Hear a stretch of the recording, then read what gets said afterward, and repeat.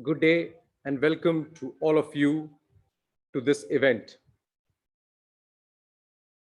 Joining us from all over the world, thank you so much. I am Puneet Oza, Executive Director of Singapore Chamber of Maritime Arbitration, SCMA, and I'm delighted to see all of you at this event on hybrid dispute resolution mechanisms as the wave of the future, perspective from Singapore as a maritime hub.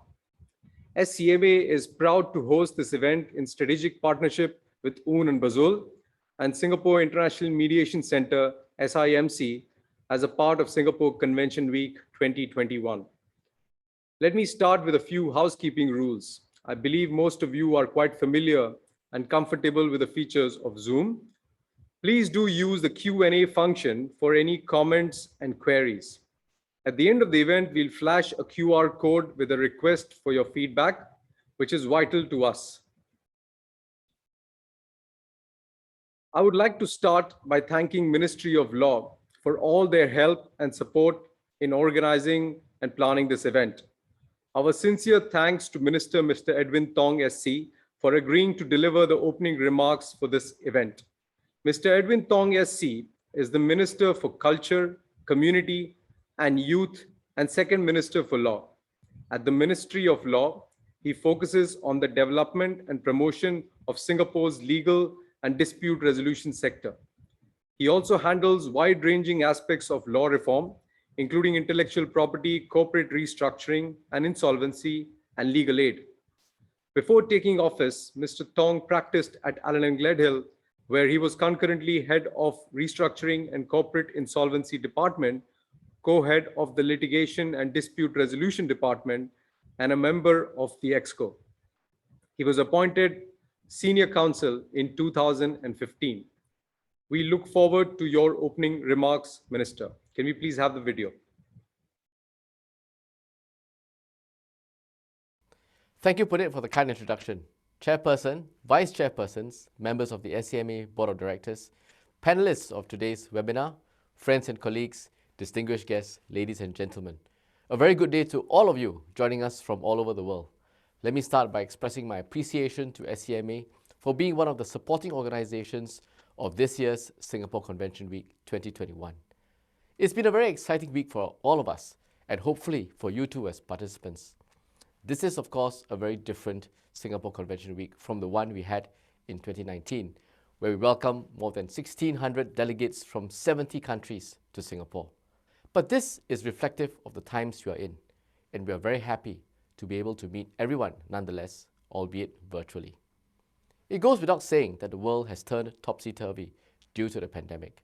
The shipping and maritime industry is one of the industries which has felt the impact of COVID-19 very keenly because of the various restrictions imposed by countries. To maintain the spread of the virus, ports were closed, containers and vessels from ports of high-risk countries were banned, crews were subject to quarantine periods, and port workers could not work or had to be subject to staggered work schedules. Supply chains were disrupted. There were massive delays. This resulted in unfulfilled deliveries, transportation delays, shipbuilding and ship repair delays, time and monetary losses by charter parties, and gave rise to more disputes in this period. This itself can be seen from the statistics. The London Maritime Arbitrators Association, or LMAA, reported 3,010 arbitrator appointments in 2020, which is the highest number of LMAA arbitrator appointments since 2015. SCMA saw a 5% increase in its caseload in 2020, with more than half the disputants coming from outside Singapore. When disputes occur, it is in the interest of parties to have them speedily and conclusively resolved so that they can move forward. Arbitration is traditionally used in resolving maritime disputes for a number of reasons.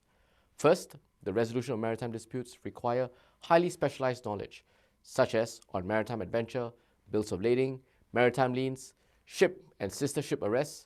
Parties would therefore prefer an arbitral tribunal which comprises not only those qualified in the law, but also experts with shipping or other relevant background. And that's why SCMA boasts an international panel of about 120 maritime arbitrators from at least 15 countries, and also plans to offer a specialized maritime arbitrator accreditation program to empanel new arbitrators so that parties will have greater confidence in them. Second, Certain cases also require specialized procedures which arbitral institutions can offer. For example, SCMA launched an expedited arbitral determination of collision claims in 2013 for ship collisions involving expert determination. It provides a fair, timely, and also cost-effective means of determining liability for a collision when negotiations on apportionment of liability might have reached an impasse. Third, most maritime disputes are cross-border in nature. Arbitration renders awards that are enforceable in 168 contracting states to the New York Convention. Singapore has developed our arbitration landscape over the years to support disputing parties, including liberalizing our regime to allow parties to choose counsel and arbitrators of any nationality, and to use any governing law, updating our legislative framework regularly to keep pace with international best practices, and also setting up SCMA in 2004, of course, because we recognize that the maritime community requires a specialist forum to resolve their disputes. This is necessary to support Singapore as the world's top maritime center for the 8th year running. Singapore is now ranked as the most preferred arbitration seat in the world, alongside London, in the 2021 Queen Mary University of London White and Case International Arbitration Survey. But arbitration is not the only way to resolve disputes. Beyond arbitration, businesses may increasingly look to avoid escalation of disputes through mediation or hybrid solutions like APIEx. SCMA has introduced the APIEx protocol with the Singapore Mediation Centre, SMC, and the Singapore International Mediation Centre, SIMC, in 2015. It allows parties to commence an arbitration, to stay the arbitration, and to try and resolve the dispute through mediation. And if it is resolved, the mediated settlement agreement is converted to an arbitral award, which can then be enforced under the New York Convention. It combines the benefits of both mediation and arbitration, time and cost savings, and more importantly, preservation of business relationships, as well as the finality and enforceability of an arbitral award. While we now have the Singapore Convention on Mediation to enforce mediated settlement agreements internationally, it will take some time for it to become as powerful an enforcement tool as the New York Convention. 54 countries have signed since the convention opened for signature in Singapore 2 years ago. This is promising, and we hope more will come on board soon. But hybrid solutions are also not without their challenges. There are issues to be ironed out in order for them to take off and become well used. So, for example, interim relief. If a party requires urgent interim relief during the mediation phase, the question remains as to whether, and if so, to whom such relief should be addressed. If this cannot be resolved within mediation, a party may have to terminate mediation to regain access to the arbitral tribunal for an order for interim relief. Second, the neutrals in a hybrid process. While both arbitration and mediation are confidential, mediation may prime parties to be more candid with the mediator than they may be in an arbitration. If the mediation fails and goes to arbitration, this may cause parties to fear that the arbitrator uses shared information against them in the arbitral award. Of course, this is a problem only if the same person is both the arbitrator and the mediator. So for us, we recommend using a different neutral. But this practice differs internationally, and there are some who stipulate that the neutral should remain the same person in both arbitration or mediation.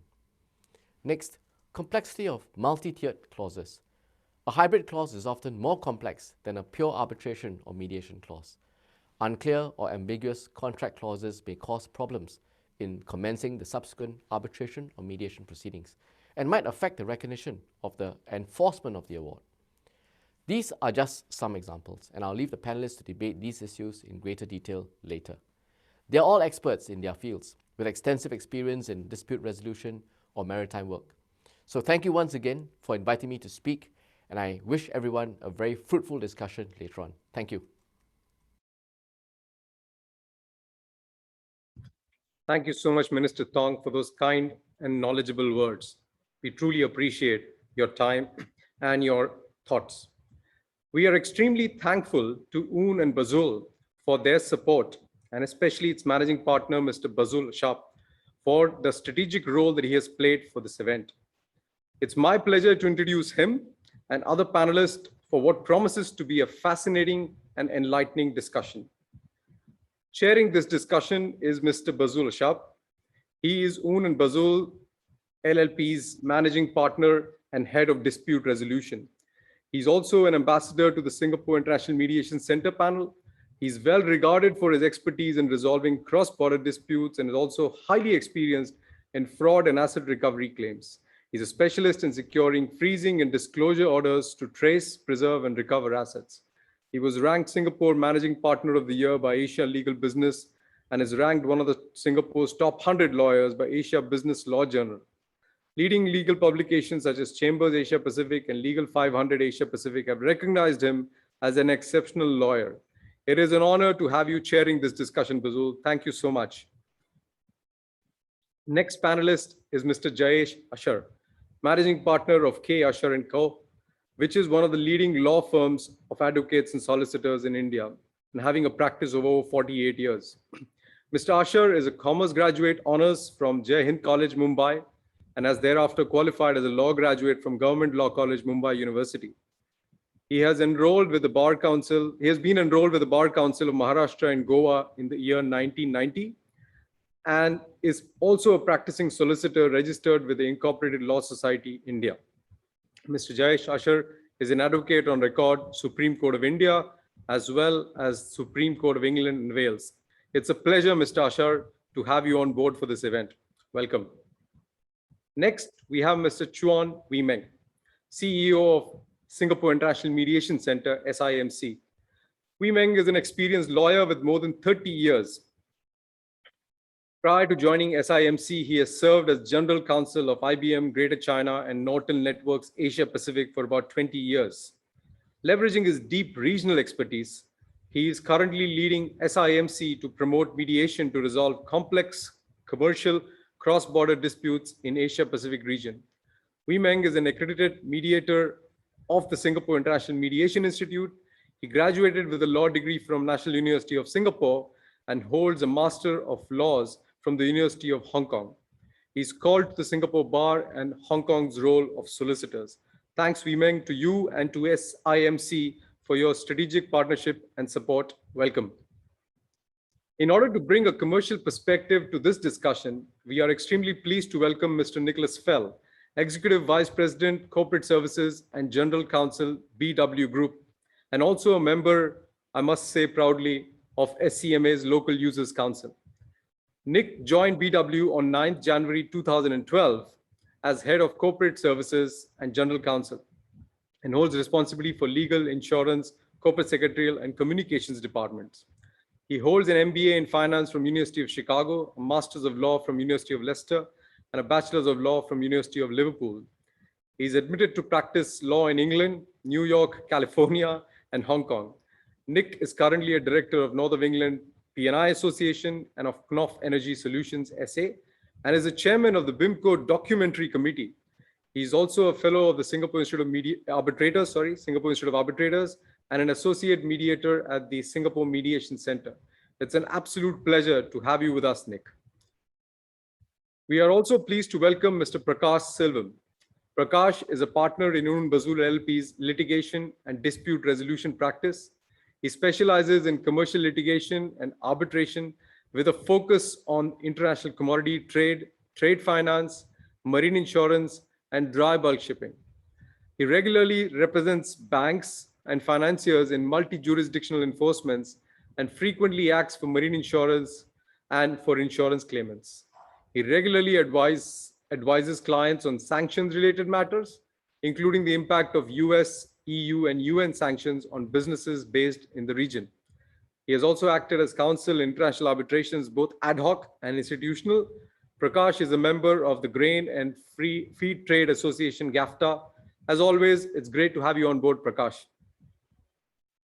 We are also delighted to welcome Ms. Bo Yang, who is a partner in Jingtian and Gongcheng. Ms. Yang was admitted to PRC Bar in 2007. She joined Jingtian and Gongcheng since January 2020 as a partner. Prior to this, she worked over 10 years with Wang Jing & Co. as a partner. Ms. Yang specializes mainly in the areas of international trade, maritime engineering, international commercial arbitration and litigation, maritime and admiralty, logistics, insurance, corporate and commercial, and foreign investment.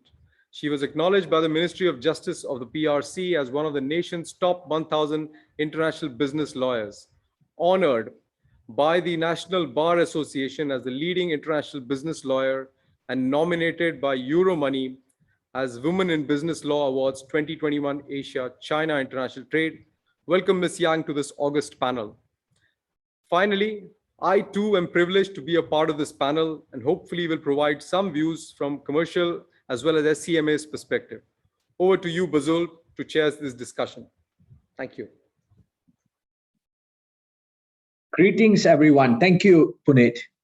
I would like to extend a very warm welcome and thank everyone for joining this webinar today on hybrid dispute resolution mechanism, which is part of the Singapore Ministry of Law's Singapore Convention Week. We in Singapore are honored and at the same time humbled by the trust that UNCITRAL and the countries who have signed the convention, as well as those who have ratified, have placed in us to play an important role in resolving commercial disputes. So far, 54 countries have signed up to the convention within 2 years. As a comparison, New York Convention, 24 countries signed up in the first 2 years. I believe the force driving up the acceptance of the Singapore Convention is also the acceptance of mediation as an important, sophisticated dispute resolution tool rather than seen as a poorer cousin of arbitration and litigation. The commercial users demand that their disputes are resolved quickly and cost efficiently, without leaving a trail of destruction through the adversarial process. This is particularly true in the context of maritime disputes. This is the thinking behind the design of hybrid dispute resolution clauses, including SCMA, SIMC, arbitration, mediation, arbitration protocol. Now, in a recent Singapore International Dispute Resolution Academy survey, it was revealed that the top 3 factors influencing parties to choose hybrid dispute resolution over arbitration are preservation of business relationship, efficiency, and cost. What I want to do with the panelists today is to assess the suitability of hybrid dispute resolution mechanism for maritime cases, utilization of experiences from practitioners from China and India with the hybrid dispute resolution clauses, and also touch on the enforcement of any potential mediated settlement with the coming in place of the Singapore Convention, and possibly also crystal ball gazing into the future of hybrid dispute resolution mechanism for resolving maritime dispute. With that, I think it is useful to kickstart this panel discussion with an idea of what hybrid dispute resolution clause mechanism is. Before I engage SCMA panel representative Puneet and SIMC representative Wee Meng, maybe Prakash, could you let us know very briefly how hybrid dispute resolution mechanism clause is meant to work? So it is a combination of arbitration and mediation. There are various forms of a hybrid clause, but generally speaking, what happens is the party sends a notice of arbitration. There is a response to it. The tribunal is appointed, but the arbitration is stayed to give the parties an opportunity to try and mediate and settle the dispute. And usually within a specific frame of time, And if the parties settle, then that settlement will be recorded as a consent award by the arbitrator. And if there is no settlement, then that proceeds, the dispute proceeds in the arbitration itself. Thank you. Now, Puneet, this is to you. I know that SCMA has incorporated SCMA SIMC APIEx protocol in your recommended standard clauses.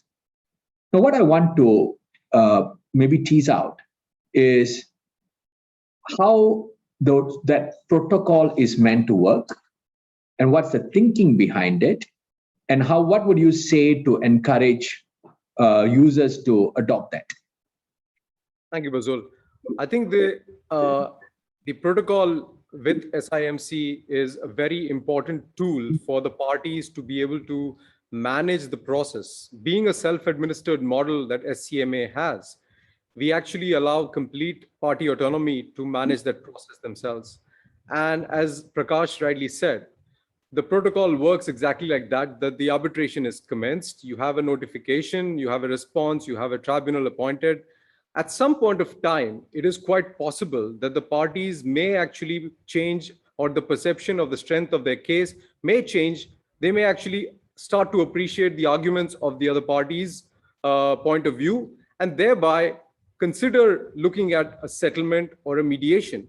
At that stage, a protocol like this will give a time-bound way of going out and approaching SIMC. And the protocol allows a specific number of weeks within which the mediation must be looked at. And then obviously, if the settlement does take place, as it's mentioned, it can be converted into an award. If it does not happen and the settlement does not take place, you can come right back and continue with arbitration. This is a way of reducing the costs, preserving relationships, and most importantly, because of our model, we don't have any sunken costs upfront. So this is basically a very cost-effective way of parties to try and maybe look at solving the problem in the best possible manner, which is exactly what we are trying to offer as a solution, as a dispute resolution center, and so is SIMC. So I think it's a win-win partnership which benefits parties tremendously. Yeah.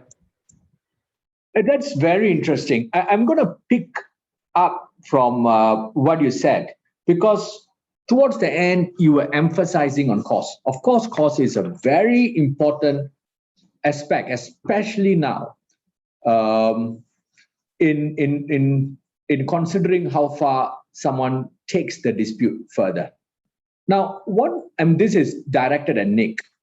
From a user's perspective, one of the things which troubles me in terms of adopting mediation for maritime cases is I find that there is a large number of cases which is not very high in value. So from a cost effective perspective, from a user perspective, do you think the users will adopt mediation to resolve their disputes? Well, thank you very much, and it's a pleasure to be here. Definitely in the space that I practice in, which is shipping and commercial, we see increasing uptake of mediation. And I've actually yet to meet somebody who has been through a mediation who has said it wasn't worth the time or effort or cost. The cost is pretty trivial in my experience compared with the alternative, which is a court case or an arbitration. And the mediator's fees are typically very reasonable, and the mediation is often done, usually done actually in a day, or if it isn't complete in a day, sometimes an active mediator can cajole the parties, and a week or 2 or 3 weeks later end up resolving the situation. I would also like to mention one other aspect which I really like about the MedArb clause developed here in Singapore, and that is that I have met people from time to time who may regard it as a sign of weakness in a normal arbitration process or court process to go to the other side and say, hey, let's have a mediation. Sometimes people perceive that as a signal that they have a weaker case than they're putting on. I don't agree with that, but I do think that having the clause as it is, it embeds the concept psychologically into the minds of both parties. And so it's there in the document. Minds focus on it fairly early, and it sweeps away any loss of face argument or psychological dissonance you might have in raising the concept. Sounds a little bit abstract, but I've certainly seen that in practice. No, Nick, I mean, it's not abstract at all, because we are all confronted by this, because I can tell you, I mean, you know, one of the things which sometimes I find difficult to put across is to deal with a client who then says, hang on, mediation, I'm all for it. It's all have all this cost saving element to it. But I don't want to be the first one to raise the suggestion of a mediation. They seem to think raising the suggestion of a mediation is raising a white flag. So it is very real. And out of 10 situations, 9 situations I have to explain to my client, it is not raising the white flag. You know, so what you said is it's very real. Very interesting. You know, before maybe I do want to touch on this perception of raising the white flag.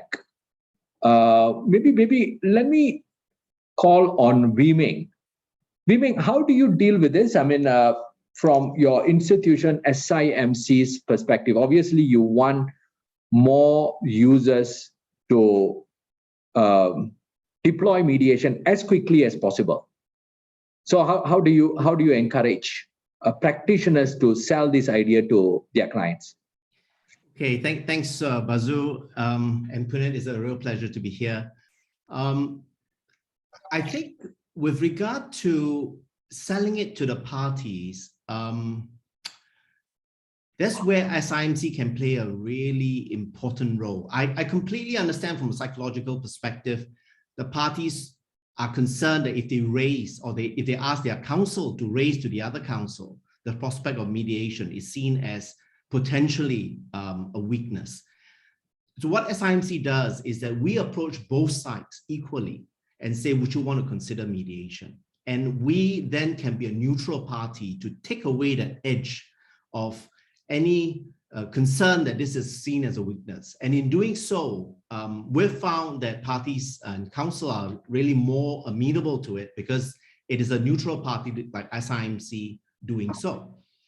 So we've played that role, what we call mediation support, whether it is pre-mediation as part of our prospect of going out to different parties and law firms to do that.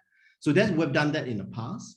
And the other thing that we do is also to help the parties, like you say, consider that even considering mediation is not a sign of weakness.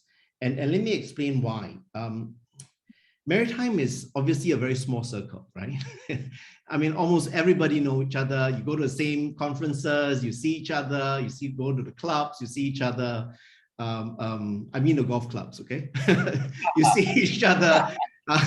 And so, you know, we are amongst a group of very close-knit friends, acquaintances, colleagues. So it's a very strong community and they support each other. In a mediation, the beauty of it is that you're no longer just providing or delegating the issue to your lawyer. They're still very, very important, but you are also involved in that process, in the mediation itself. a lot more than perhaps in an arbitration where you only probably go on the witness box and provide your case. Here you are actively involved in the negotiation, which is where that relationship is so critical. And why I say it's not a weakness is because it is part of building that community. Let me give you one beautiful quote I received from a party after a successful mediation. He said, "I may or may not have a friend, but I have one less enemy." I think that was precious. I may or may not have a friend, but I have one less enemy. And that's so important in this community that we have, is that we support each other and we grow together. And that's where mediation has that ability to do so. And if I may add one more point, and that is when it comes to institutional mediation, APIEx, for example, where the matter is transferred from SCMA to SIMC, you can be assured of confidentiality, 100%. You don't have to be afraid that whatever that's disclosed, that's talked about at the mediation will somehow get into the arbitration. You have 100% protection. And therefore, the parties are more willing to involve. They are more willing to offer solutions, creative solutions. They are more willing to talk to each other with their lawyer support. And that is really how we try to build this whole community of mediation. And we've seen a lot of success over the last couple of years, and happy to talk about that a little later. Thank you. Yes. Now, just to round up on the perception of weakness, I mean, Wiming was brilliant in terms of setting the ecosystem and the knowledge of the practitioners within that ecosystem to dispel the suggestion of mediation. But now, even before that notion comes in, sometimes, even though we know each other, the clients, as Nick said, the clients themselves may not be comfortable enough, because the practitioners may be comfortable, but the clients may not be. So I'm not sure, Puneet, I mean, maybe this is to you. From SCMA's perspective, do you already have a system where you send out a standard letter out to those who are involved in an arbitration to say, guys, I mean, you have this option of mediating. Do you want to consider mediation? And we have this protocol with SIMC. Do you want to adopt it? You don't need to adopt it, but you may want to consider mediation because it's a design, isn't it? Hybrid dispute resolution mechanism is a design. So you can insert it right at the contract stage. Just because it's not in the contract stage, it does not mean it's a death knell to it. So you can come in and, if it's a letter process, I'm not sure what is SCMA's thinking on this. Sure. So I agree with you, Bazul, that we are basically needing to educate the users as much as possible. I think a discussion like this helps a lot. Whenever we market SCMA, we expressly talk about the value of the ARB-MED-ARB protocol. I generally believe, having come from a commercial perspective and commercial background myself, I believe that sometimes when you start the arbitration, you start getting a bit more perspective as well as the understanding of the case overall. You are getting the other person's point of view. So you need to kickstart that process with an arbitration and then maybe look at the way of settling down. At that point of time, at the starting point, you may not actually be there to settle the case or resolve it through mediation. So the ARB-MED-ARB is a very useful tool to manage that process. And you're 100% correct that we should actually be able to get into this protocol, even if you have not incorporated it into your contract. You can do that. Parties are fully free to do that. The only advantage with incorporating it into your contract is that then both the parties are basically already set with this idea which Nick mentioned about the way the parties think psychologically comes into play as well. And the other point is that most of the time when a dispute does happen, one of the parties perceives that he or she may not have that case. So obviously they try and not agree to any kind of suggestions from the other party. So if it becomes combative for any reason, then it becomes a challenge from that perspective, which is why incorporating it right at the pre-contractual stage which probably help a lot. We do not send out a letter or anything like that because we're not involved in the actual management of the administration of the arbitration. But maybe it's an idea to try and at least educate the parties as they come to us to say that these are all options available on the table. Why don't you try and look at it? So from that perspective, yes, it's all about creating greater awareness and also highlighting the win-win situation in this, which is what I like it the most, that it actually solves the problem, keeps the parties together, preserves relationships, and it's very cost effective at the same time. So it ticks lots of boxes for parties who really want to solve problems. If you want to just be combative, then obviously there's not much that can be done by either one or the other party. Yep. I think the combative souls may lose their place in dispute resolution sooner than later, I think, because the client is sophisticated enough. He wants his problem to be resolved as quickly. So if you think posturing and adopting a combative approach is the way to impress the client, I think you may lose your place in that universe fairly quickly. I think I mean, speaking of experience, from experience. Now, there's another point which I want to tease out. Maybe starting with Nick, and then I want to move to the experts which we have placed on the panel from jurisdiction-wise, Ms. Yang, Mr. Asher. Now, so Nick, and I thought maritime, of course, there are very large value claims in maritime disputes, especially now with the collapses of trading companies. We are seeing them coming into play. But there are also smaller value claims. I want to get your feel on, is it better to have an evaluative mediation in the non-binding or binding? I want to hear from you, as opposed to a facilitative where a mediator comes in, evaluates the claim on the merits, as opposed to just playing the neutral, if you like, or wearing an expert and saying that I'm the expert, I've looked at it, and I think this case has to be resolved on a finding of law or a technical finding. This is what I think it is. What's your take on it, Nick? Yeah, I've seen the proliferation actually of a number of ideas for resolving smaller value claims. One actually developed here in Singapore was something called Scribe, which is for disputes of 50,000 or less, done in a strict time limit and a very small number of papers that can be introduced by either side. And you can see a kind of melding between expert determination and the more evaluative approach. Expert evaluation is used quite a lot in some aspects of shipping, like shipbuilding and so on, following the success of expert determination in the construction industry.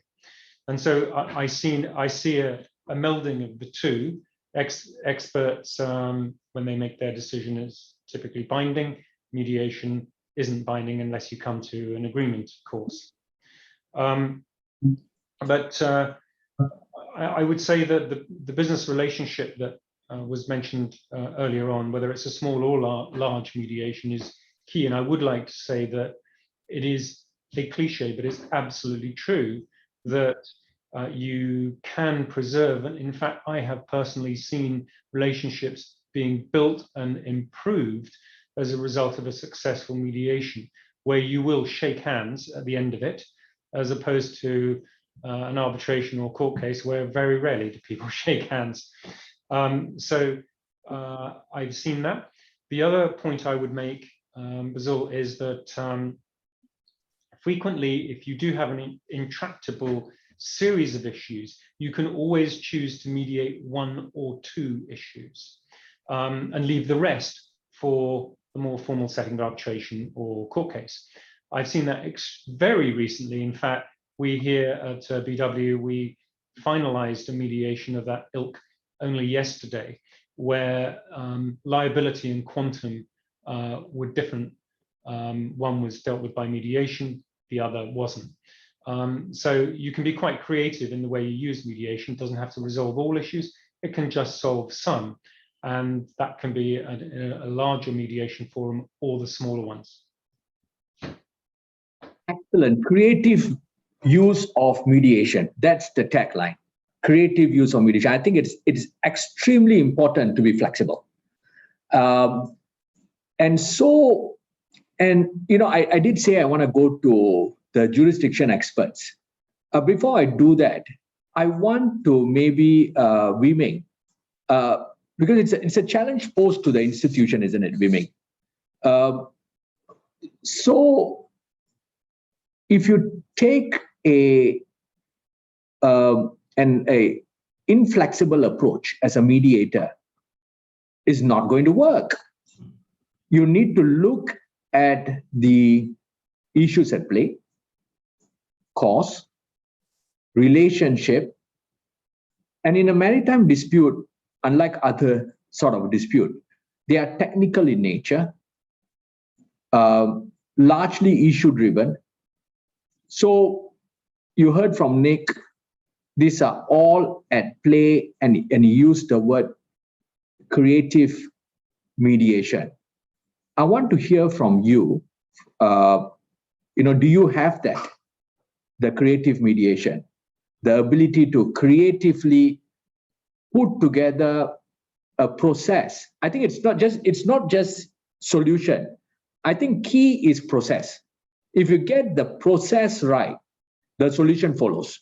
If you get the process wrong, sometimes you don't get the right solution. So I want to hear from you. Do you have it? Yeah, thanks, Bazul. And that's a very good way to put it. And I really like the way that Nick has talked about how you can separate issues and you can try to have some small wins maybe at a start, and then that might lead to bigger wins, or you can leave that to arbitration.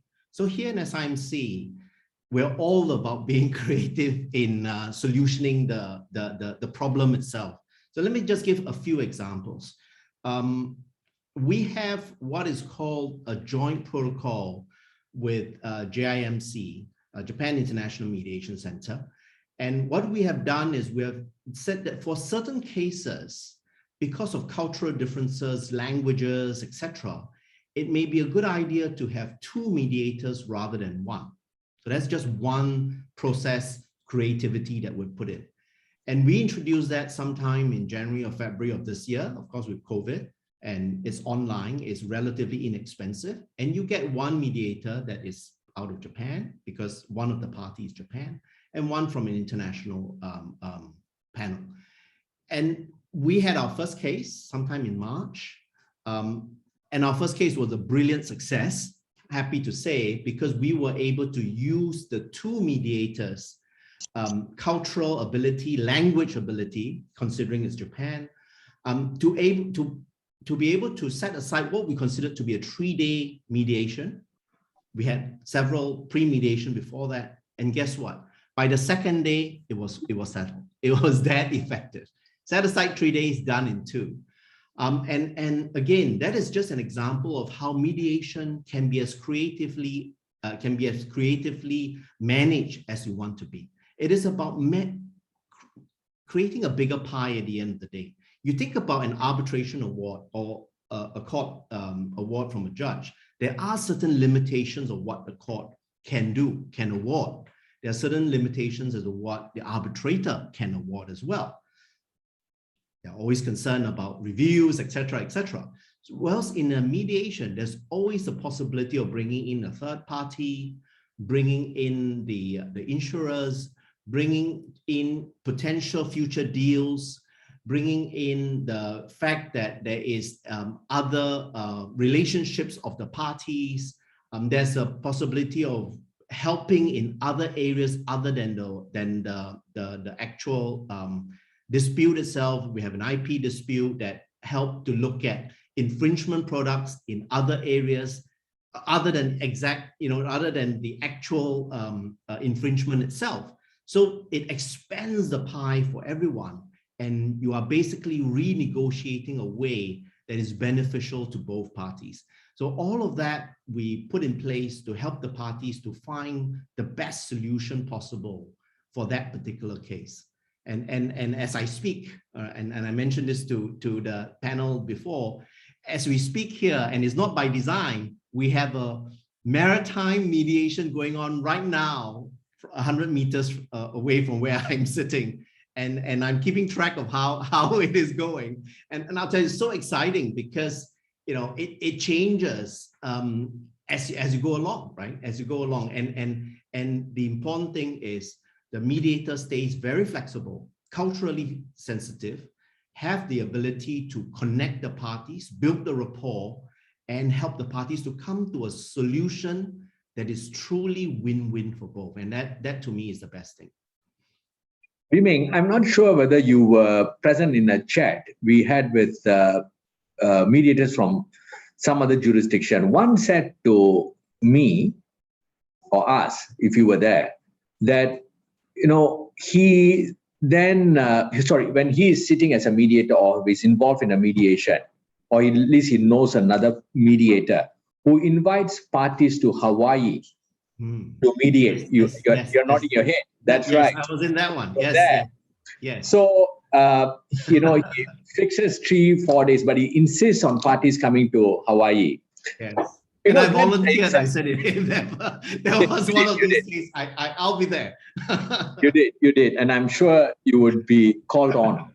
I hope you will be called on. But, the point really is, I thought it was amazing because it gives an incentive to those who are making a decision to settle as quickly as possible and then enjoy what Hawaii has to offer. Nick, how is that for creativity? I think talking about Hawaii, I did ask a friend who's been all over the world, and he says that, and I asked him, where would you want to go? And he said Hawaii for sure. I said, why? Because he says this is the only place in the world that when a plane lands, everyone claps because they are so happy to be there. I'm sure some of you would have experienced that as well. So that's Hawaii. I mean, it puts people in a different perspective, a different mode, and that's the collaboration that we want to create. Now, Mr. Asha, now you heard about creative and what SIMC is doing. Now, you have vast amount of experience in the Indian subcontinent and those users. So you tell me, what do we need to take on board? What do your users want in terms of mediating with us in SIMC? What are you looking for? You're muted. Yeah, thanks, Bazul. Ordinarily, if somebody would ask me what's a good time, my instinctive response is always no better time than today. But when it comes to litigation, timing plays an important role. Yes.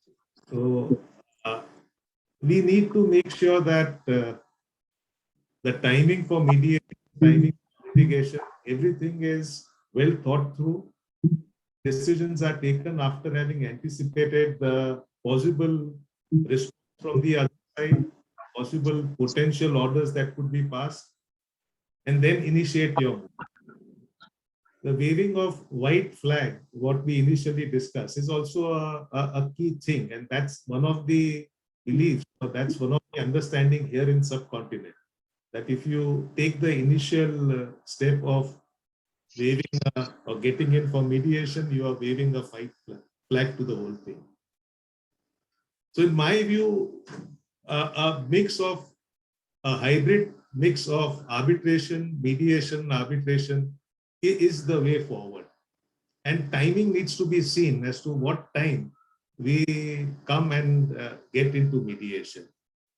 Because often in contested litigations, what happens is there are parties in position, parties in a better position situation and for them to negotiate or mediate from that position is it's an advantageous position. So the key is how best we are able to ensure that our clients or the party here is put on a level playing field, and then you get into mediation. Now, what would we look from India as a perspective for having a good mediation?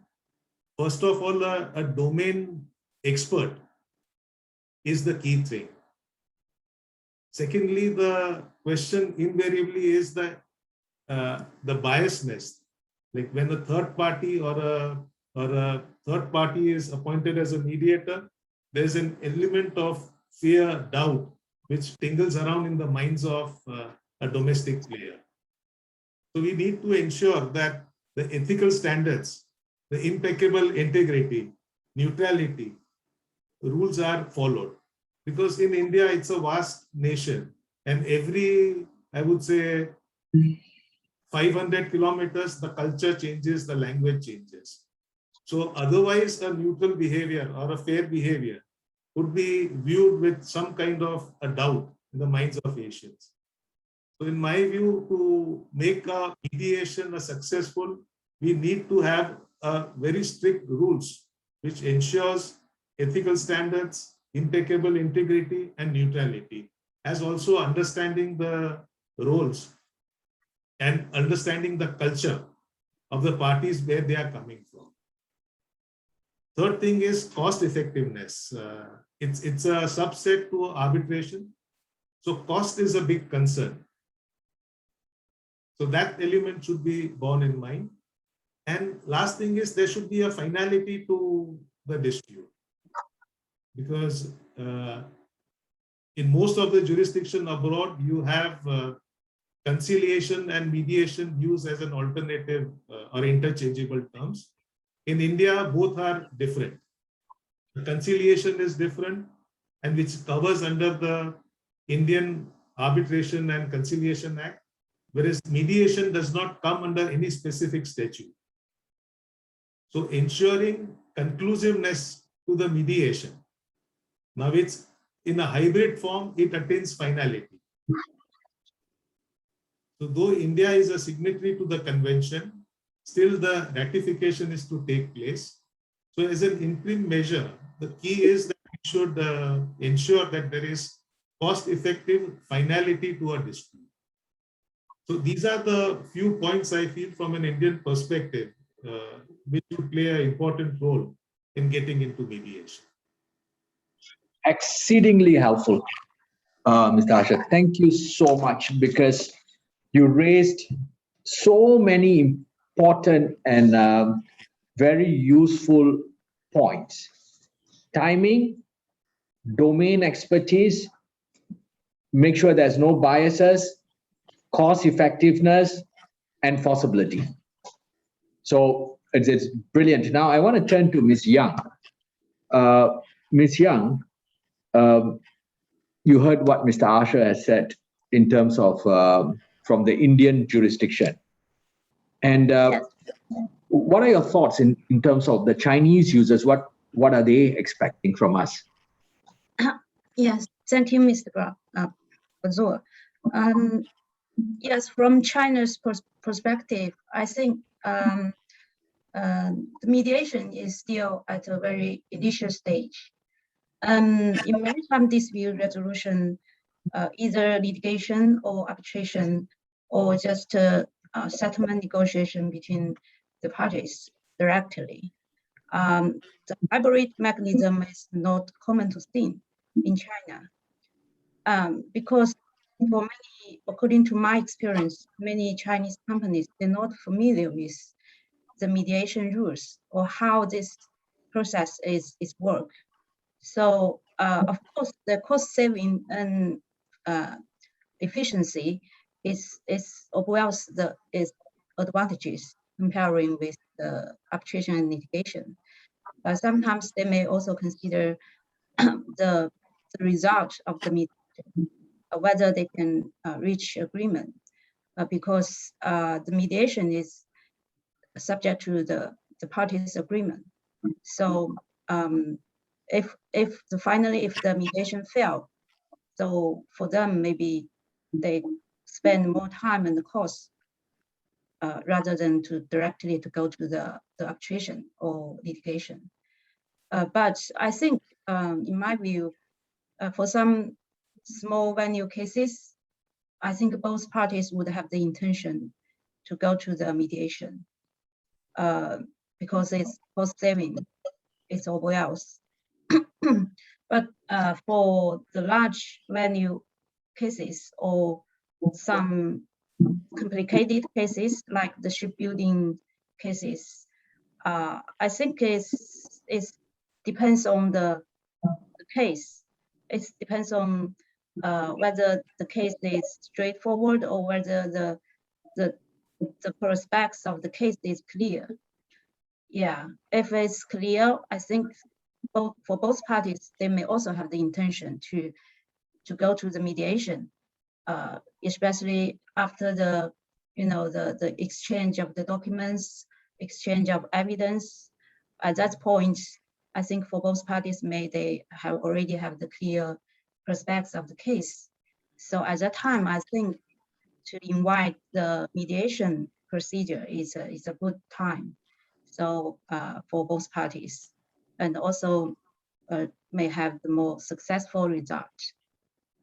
So I believe in the future, because China has joined the Singapore Convention on Mediation, so mediation would be used more and more in the future as a way of dispute resolution, because the enforcement is not a problem anymore.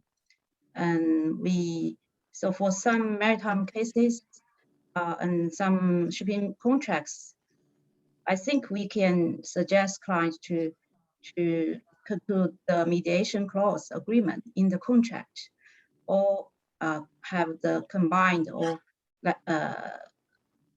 agreement like the pre-arbitration procedure, because we already seen in the construction fields, the pre-arbitration procedure is quite common to see, like the expert mediation. So for some maritime disputes, especially shipbuilding disputes, shipbuilding contracts, I think using the hybrid mechanism of mediation and arbitration, it will be more welcomed in the future. Yeah, that's my perspective. Thank you. Thank you very much. Now, it's interesting. So first, knowledge of hybrid mechanism. In fact, for that matter, mediation itself as a way to resolve dispute needs to be spread in relation to the Chinese users. That's the impression I have. Puneet, Wee Ming, you have quite a bit in your hands. I'm sure you would meet the task head on after this session. I'm quite sure of that. But Ms. Yang, yes, culturally speaking, I would have thought we, as coming from this Asian continent, whether it's the Chinese or the Indian, and I worked with Chinese clients quite a bit, the adversarial process is not that welcome because it's very intrusive. And culturally speaking as well, I would have thought that mediation is something which would be more welcome, even from the Chinese perspective. And I say this because I have had occasions where I've been involved, or at least heard on some occasions, where it is the commonality of an arbitrator in the Chinese arbitration acting as a mediator, having a discussion with the parties. And in fact, on some occasions, maybe just meeting with one of the parties, having a chat, a friendly chat, and working out and finding how best to work out a settlement and trying his level best to settle the matter. And this is where I suppose for the non-Chinese users, it becomes a slightly troubling, is when a matter is not settled, then he takes on the role as an arbitrator again. So I can understand from the Chinese user's perspective, and I think it is perfectly understandable because this is a man they trust. It's entirely they trust him to act honorably. So if he goes and has a dinner with one party, the other party is would have absolute trust that he is not going to do them over. If you like, for want of a less abusive expression, that he will do his best to act honorably and settle. So I can understand from a Chinese user's perspective. So is that something which is common? I mean, you heard what I had to say about how it can be troubling for the non-Chinese user. From your experience, can you tell me a bit about that? Yes. I think different companies will have different concerns about the mediation. I think the first problem is from the Chinese user perspective, they don't familiar with the mediation, and some lawyers as well. I think Chinese lawyers, so they don't know how to suggest to their clients how to use the mechanism to resolve the disputes, how to effectively use the mechanism.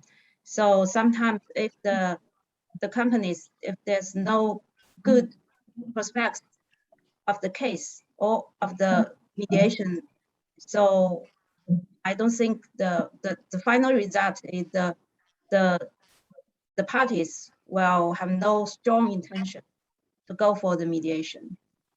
So sometimes for the Chinese lawyers, they may not able to persuade their clients to go for the mediation. And another issue I met is that for some Chinese companies, especially national companies, I think the problem for them is they hard to make decision for the mediation, because for them they should have the basis to make any offer or make any settlements offer. They should have the basis or how they can settle the case instead of to wait for a award or judgment. Yeah, so that is also actually a problem which we need to resolve. For the other Chinese users or for some not national company, for them, I think they will consider the cost and time. Yeah, of course, we can persuade them, say that's if you go for mediation, of course it would be more efficient and cost saving comparing with litigation and arbitration. So for them, I think the mediation would be more welcome. Yeah. Okay, it's another important point came up. The more I hear from experience, it seems to me that these are problems not just in a particular jurisdiction. It's a problem or challenge, if you like a better choice of word, at least in the Asian context. One challenge which you posed, which I thought was very interesting,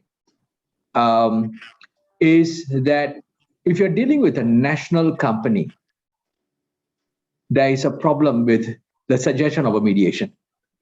Because a national company, those who are behind decision making don't want to make decision. Because if you make a decision, then you will lose your job. And if you settle, there is also the ugly stain that you may be corruptible, and that's why you reach a settlement comes in. So, so in a national company, the challenge is slightly different in the sense that you need to persuade the users that, hang on, it is not you, but it is, this is where I suppose institutions come in, a reputable institution. The need for reputable institution comes in. And Mr. Asha, I mean, before I go on with enforcement, I want to touch on enforcement before I give the floor back to my friend Puneet in terms of Q&A. But before I go on to enforcement, I want to unpick this with Mr. Asha. Mr. Asha, you have acted for many government undertakings. In fact, you have acted for the government on various very large stake disputes, as well as corporate matters. So what I want to hear from you is that real? I mean, in terms of the government undertakings, are they likely to say to you, no, I am not going to sign up to this mediation, to use the phrase, let the law takes its course. That's a common phrase, which I sometimes hear. Is that something real? Because I want to, my friends, Weiming and Puneet, they need to understand the challenges so they can properly deal with the challenges in terms of making sure that the mediation is successful. So why don't I hear from your mouth as to, is that a real problem? Yes, Bazul. There would be an element of resistance coming from government departments, government companies. But somehow I feel over a period of time, their mindset too is changing. Like back in India, we have ease to do business, wherein decisions are now being taken by government bodies at a pretty brisk pace. And once we are able to explain to the clients that mediation is a viable way or a mode whereby a quick disposal take place, and back it up with some kind of strong opinion, governments should not have a problem. Government companies should not have a problem in conceding to going for mediation. As a matter of fact, we have Section 89 of our Civil Procedure Code, which also in its spirit gives power to the courts that in appropriate forums to refer the matter to mediation, conciliation, arbitration. And the objective of the same is to see that there are quick disposal to the whole process. So long as, to conclude, so long as there is transparency, there is backing with legal precedents in mind, I think government organizations back in India would be comfortable and keen to settle quick disposal matters, having quick disposal of matters. Yes. So, Puneet, Weiming, may I urge you, after this session, as soon as possible, to engage Ms. Yang and Mr. Asha as to what you can do in order to get more users in China and India to take up, including the government national undertakings, if you like. Yeah, I want to go to the question of enforcement, because I think it's important before we go on to the Q&A. Prakash, the Singapore Convention, you heard from Mr. Asha, it's not ratified yet, and hopefully it would be ratified soon. We have an excellent ministry, and I met some of them, who is trying to make sure that there would be ratification, and Weiming knows that as well. They're working so hard and I'm sure that the take-up would be there. And what I want to get some clarity on from you, Prakash, is how does enforcement work for Singapore Convention? I understand that if it is a consent award, the hybrid resolution seems like a good way. But there may be situations where the parties to the arbitration may not want to have a consent award against them. They rather have it settled and behave honorably and meet up to those expectations. Where you have a party defaulting, how does the Singapore Convention comes in to assist enforcement? Can you brief us on it? Sure, Bazul. So prior to the Singapore Convention, parties would have had to go through the additional step of first commencing proceedings to sue on the breach of the mediated settlement agreement as a fresh course of action, obtain judgment on the that fresh course of action, and then only after that is done, then commence enforcement proceedings in other jurisdictions, for example. But with the introduction of the Singapore Convention, what it does is that it paves the way for that mediated settlement agreement to be enforced immediately across borders amongst the countries that are parties to the treaty. And you said that what if the party is not, what if the country is not a party to the treaty yet? Then what would happen is, so for example, in Singapore, you would record that mediated settlement agreement as an order of court, and then you would look to the reciprocal treaties that are available in Singapore to enforce it overseas. So for example, under the REFJA, you would be able to enforce it in, for example, Australia, Hong Kong, Malaysia, Sri Lanka, the United Kingdom. And the other thing that you can look to is as well is the Hague Convention on Choice of Court Agreement, where you would be able to enforce a Singapore judgment in the EU, for example. Of course, the best way would be to record it as a consent award, which would then open up the 168 countries under the New York Convention.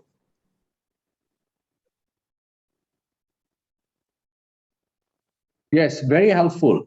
Maybe I want to say something more in terms of the enforcement before I hand over the proceedings to Puneet, because I see that there are several questions, which is a reflective that this session has been interesting. Now, in terms of enforcement, I think the users need to have two things in mind. One is to have the mediation take place in a jurisdiction which has friendly treaties with other jurisdictions, so that if something is recorded, you can use the treaty to enforce what is recorded in that other jurisdiction where the enforcement needs to take place. And this is so important. The second thing is, when you're looking at enforcement, the intuitive thing is to look at where the party against whom the enforcement takes place resides. But that's not the only jurisdictions to enforce. What you ought to look at is, as well, is where the assets sit. We are living in a modern world, globalization, where a party sits in one jurisdiction, where there is capital control, currency control. So the assets sometimes don't sit there. In fact, the asset sits in jurisdictions where there is no currency control. For example, Hong Kong, Singapore, UK, US, where there is an ease of movement of funds. So when you are looking at enforcement, you also look at where the assets sit. So those are two things which I wanted to say over what you have said, Prakash. Puneet, there are questions coming in fast and furious. I suspect you have 15 minutes. Can I leave you to distribute the question to who you think most fit to answer it? Thank you so much, Bazul. I think, as you rightly said, there's definitely a lot of interest in the discussions, and obviously the questions reflect that. Actually, I can start with one from YK Chan, who is a member of SCMA as well, and he has actually got a question on enforcement, which is kind of continuing the string that you just mentioned just now. And he, of course, accepts the fact that the hybrid resolution method works, but he says quite a number of parties refuse honor the settlement agreement or consent award. Therefore, I'm concerned about the enforceability of such consent award. It is certainly no problem at the seat of arbitration. I'm not sure about other jurisdiction. He says he heard from a representative of PRC Arbitration Commission that under an institutional arbitration PRC it is, hold on, just one question that he had. I think he mentioned that question. It was if the mediation or the hybrid mechanism is not written into the contract, then enforcement of that would not be possible in the courts. That means you cannot go ahead and bring in a hybrid solution and then ask for an enforcement if the parties have not agreed it in the contract. They bring it post-contract stage. Is that enforceable in PRC? So Ms. Young, maybe you can comment on that, saying that if you bring a hybrid resolution mechanism into the contract or into the discussion after the contract is agreed, post-contractual stage, is that going to be enforceable by the courts if a mediation has been, settlement has been agreed by the parties? What is the PRC view on that? Yes, the mediation award or mediation agreements concluded in China, it can be enforced by the court if it's comply with the convention, you know. But now the Chinese are still making the specific provisions of the to implement the convention. So we're still waiting for the specific rules for how to comply with such convention, how to enforce the award.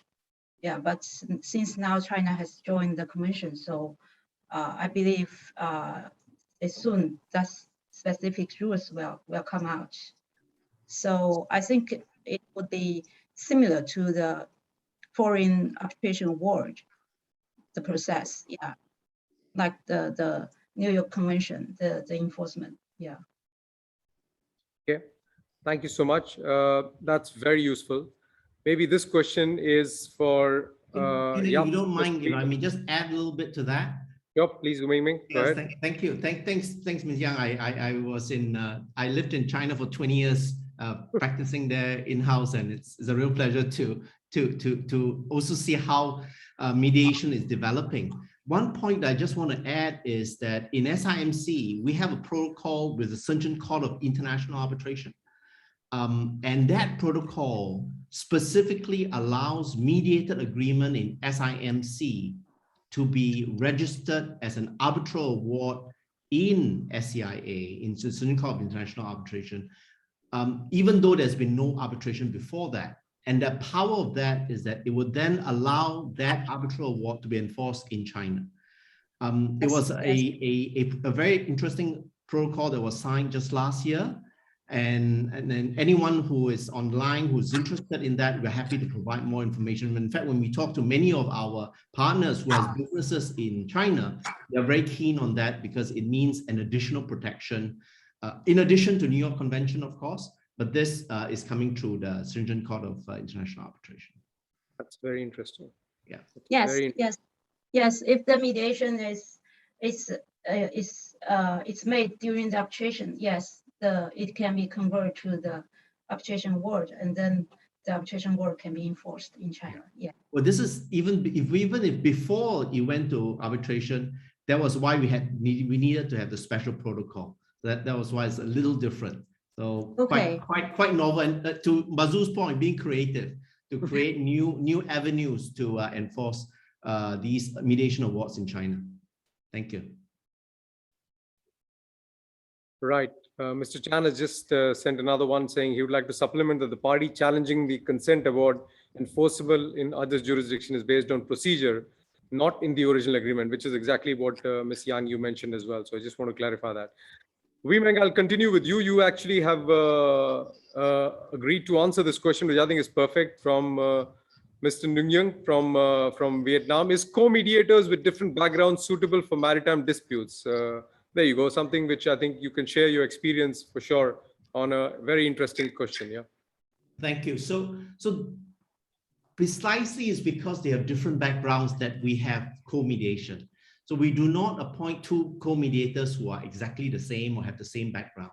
We would curate the mediators in a way to take full advantage of the two having different background, different expertise, different cultural understanding, language ability, and even sometimes one from law, one not from the law, one from the business. An accountant, we have an accountant and a lawyer coming together. So the reason is because when you have the full scale and range of the skill, the ability to connect, the ability to focus on process and technical, which is actually quite different, that's where you give the mediation the best option of meeting the parties' needs, of communicating with them in a powerful way that really address their interests, and that's where you can find settlement. Interesting. Yep. Thank you so much. This is very useful. Donna Ross was asking, if the arbitration begins before mediation, can a party have access to an emergency arbitrator but without terminating the mediation? I'm not sure how that would be procedurally possible. Would one of the practitioners be able to answer that? Or Wee Meng, do you have any idea on this particular part? Can you actually have an access to an emergency arbitrator without terminating the mediation? Is that even possible? From my perspective, not an issue at all. We've had situations where the parties do agree to a pause of, in the case of SIArb, is usually 8 weeks, which is actually not very long if you think about it, even in the case of an emergency. And the reason why I guess you want an emergency is probably to freeze assets, some of these procedural aspects you want to put in place. I don't see a problem with the parallel processes going on at the same time, but of course you do need the consent of the parties, which may be an issue if you do have one party that doesn't agree to it. So that's the only problem that I think there is. But if both sides agree to the mediation and you do have this expedited process that's going on, I don't think it's an issue. But even if it is a pause of 8 weeks, which really is just a short postponement of the process. Absolutely. And that is the... Yeah, go ahead. Yeah, go ahead, Bazul. Can I just say this? Because I think the question Ms. Ross asked was, can we appoint an emergency arbitrator without disrupting the mediation process? So, of course, it's procedurally possible, and as Wee Meng has said, it's party autonomy which kicks in. But I thought I wanted to say this. You see, the mediation, it depends very much on the goodwill of the parties. I suspect you are going to put a big wedge in the goodwill if you're going to run with the emergency arbitrator and get a freezing order or other emergency measures, which sometimes would have to call on the other party's credibility. So my response to Ms. Ross is, if you want to do that, then do the emergency arbitrator first. Once you get that emergency arbitrator order, then you start the mediation. So that's what I would say. And I thought that's what intuitively Wee Meng assumed and then went on to speak about that as a procedure. And if I may add, Bazul, sometimes after you've got a freezing order, the other side will be much more willing to come to the table to find a solution. So, it's all tactical. Of course, of course. Absolutely. That's the reality. There's a question from Prasanna. To initiate mediation, should the mediation clause be included in the agreements or is it not necessary? So obviously I can answer that from my side, that the model on the SCMA side is that, yes, you would probably be preferable to include a charter party clause, which is available on our website and in the model clauses, but that is not an essential thing. I think, Bazul, you yourself mentioned that right away in the beginning, that you can always, given the model, bring in mediation or weave in mediation at a later stage if the parties agree. But having a clause helps in the psychology and the weakness perception, which we talked about in detail earlier in the beginning. So if anybody else has anything else to add, please go ahead. But I think it's not necessary to have it in the contract, but it's preferable to have it in the contract. I can just add that in the event the arbitration is to be governed by the Indian Arbitration and Conciliation Act, there is no need for having a specific mediation clause, because clause 30, section 30 of the Arbitration Act gives the power to the arbitrators to make a reference to mediation. So it again depends on by what law the arbitration is to be governed or the charter party is to be governed. If it is Indian Arbitration Act, there is no specific requirement for incorporating a special mediation clause. Okay, that's very useful. Bazul, go ahead. Puneet, I have fortunately, I have a vast experience in resolving dispute in Asia, and in particular, India and China. Now, can I urge those participants who can play a role in advising their clients to incorporate contracts, or clients who are joining in to incorporate a contract, a provision in their contract to provide for hybrid? I do understand that you don't need it. And in myself, when I was introducing, and I did say that it's designed, one should keep their minds open even if it's not incorporated. And Mr. Asher said that, look, you don't even need it if it's the act. But the reason behind my urging parties is this. When we are dealing with Asian counterparts, there is sometimes a need to stick to what is in the contract.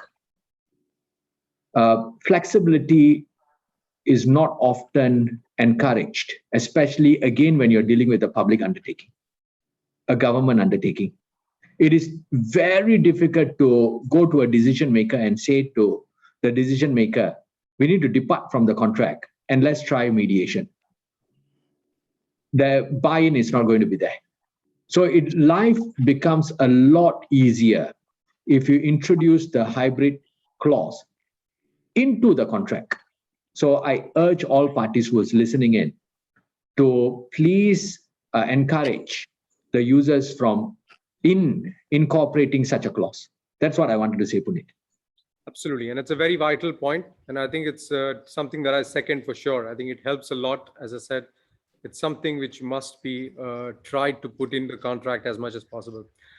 There's another question from Prasanna, which says, if the success rate is less from mediation process, then the cost will be more for arbitration, including the mediation cost on the mediation that did not work out, for example.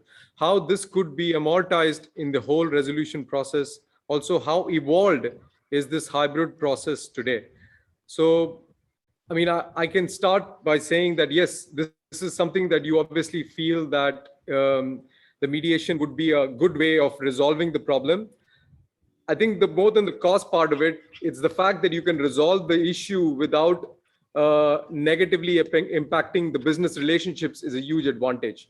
That needs to be taken into consideration, and only cost doesn't need to be taken into consideration when you consider hybrid. So amortizing it, yes, you do take a chance, and sometimes it doesn't work or works. But at the end of the day, I think that win-win situation is only because of the fact that the hybrid solution provides you with an ability to preserve relationships in the best possible manner along with that. So that's my point. I'm sure, Wee Ming, you want to add something in there as to how mediation, if it's not successful, how it still adds some value to the overall process of resolving the issue, I would say. Yeah. Thanks. I would like to just point out what Nick was saying earlier, that really the cost of the mediation is a fraction of the dispute itself. And invariably for us, our success rate is about 70 to 80% in SIMC, and we are very pleased with that. We're very grateful for that. 70 to 80% is quite a hard percentage to try to maintain, but we've been able to do that. And for the parties that are able to resolve it, it's great, 70 to 80%. Even for the 20 to 30% who do not get a resolution, invariably they find benefits of that. Of being able to sit across each other and bouncing off ideas and finding a solution. And I would like to quote somebody who said to me, a partner from Kim & Chang who said to me, and Kim & Chang, one of the biggest law firm in Korea, she said that she found that even when the parties don't succeed in a mediation, her experience is that they found that when they actually get the award, they are better able to accept that award. And I found it odd. Why is that so? Why is it that when they are able to, when they do not agree, they are able to find the award more palatable? It's because they have tried their best to resolve the issue. If they have given a better offer and the other side reject, they'll say, see, serves you right. I gave you a better offer at mediation. You don't take it. You get a bad arbitration against you. For the other side, if they had a better offer at mediation and they didn't take it, they will say, oh, I missed a better offer. Serves me right. I should have taken the offer and I learned from it. So I think what the lawyer was telling me from Kim & Chang is that it's a really good way to really test it out and be able to find the possibility and the positiveness of it in mediation, even if it's not successful. Nick, I don't know whether you want to add to that. Yeah, I would actually. I think the premise behind the question was almost about success rates, and I completely agree. From what I've seen and read, academic and practical, the 75 to 80% success rate is the case, and it begs the question: isn't it stupid not to try mediation when it's got such an incredible success rate? I really firmly believe that. And in fact, a wider point is that, in my opinion, every successful mediation improves the reputation and respect of the law generally. That's really the main thing I want to say. Thank you so much. I think we are nearly running out of time. I would request Bazul to, put in some closing remarks to bring the panel discussion to a close, and then I will end the session with my thank you to all the people involved. So Bazul, over to you for your closing remarks. Thank you. Why don't I start with what Nick said? Isn't it stupid not to adopt mediation in all disputes, if not most of the disputes? The reason why it's not done is the reasons quite similar to what Mr. Asher raised, the problems. Raising a white flag, we discussed all that. And I think there would also be a change in the way lawyers resolve disputes. We are, and judges as well, and the stakeholders basically. We will be more driven to find a resolution to the client's problem, as opposed to just approaching it with a one-track mind. Whether it's litigation, whether it's arbitration, just running the cost. The pleadings are due, the witness statements are due, let's go and get an award.